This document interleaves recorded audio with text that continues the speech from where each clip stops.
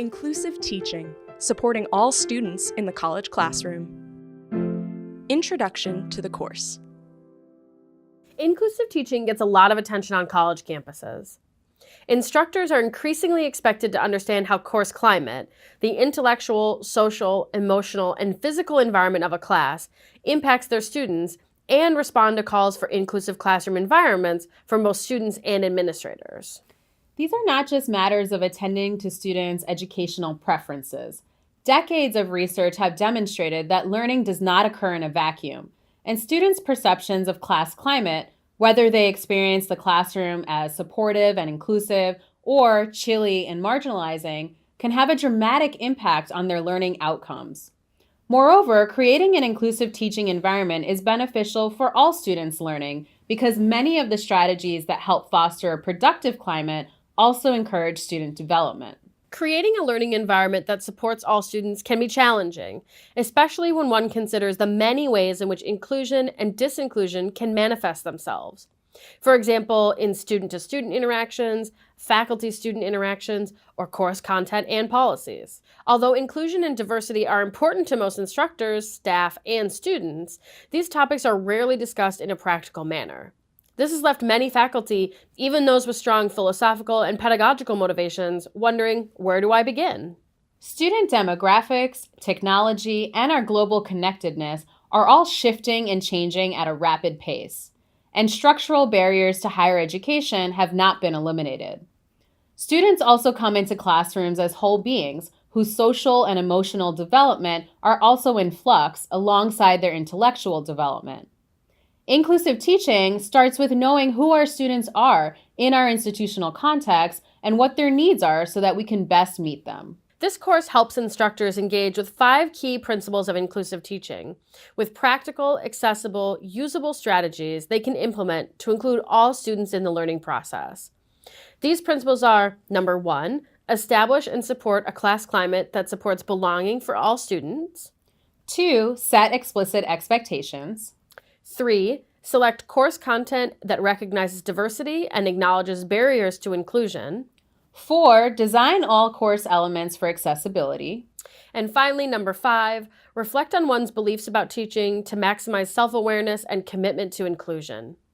Each of the following modules will dive deeper into one principle at a time. By the end of the course, our hope is that instructors will be well on their way to becoming self-reflective teachers equipped with tools to continue to reflect on and improve their inclusive classroom practices. Keep in mind that this course was designed with a higher education context in mind, and since we are based in the U.S., it is the context closest to us. We hope that you'll be able to bring your own teaching context to the course and that our principles will help you on your inclusive teaching journey. Like all journeys, inclusive teaching takes time. Our hope is that this course introduces you to some strategies to try and equips you with the tools you need to continue to iterate on your inclusive teaching practices. So inclusive teaching, and let me just maybe give this a bit of context. I think the term is a fine term, and I understand why inclusive teaching has evolved as a term. But sometimes I am a bit uncomfortable with the pervasiveness of the term, because what has happened is people then see it as this type of teaching, all right? So what kind of teacher are you? I'm an active teacher, I'm an inclusive teacher. When really the message behind inclusive teaching is it's just really what good teaching should be. And with that context, I think the reframing of what it means to teach is a more fundamental question that needs to be asked. What does it mean to educate? For whom and why and for what purpose, right? And if you're really coming at this education question from that angle, right, it's no longer just about marginalized students or lifting up one particular identity. It's about everyone in that classroom, instructor included, right, developing a mindset of meaning and purpose. What do I mean by that? I mean, what are the things that gives your life meaning, your family's life meaning, society's life meaning? How do we care and support each other? And that's regardless of a content thing, right? And so now you're getting at more philosophical, sociological questions. And I think it's harder and it's longer, but that to me would be the alternative to just having a pedagogy that's focused on one particular group.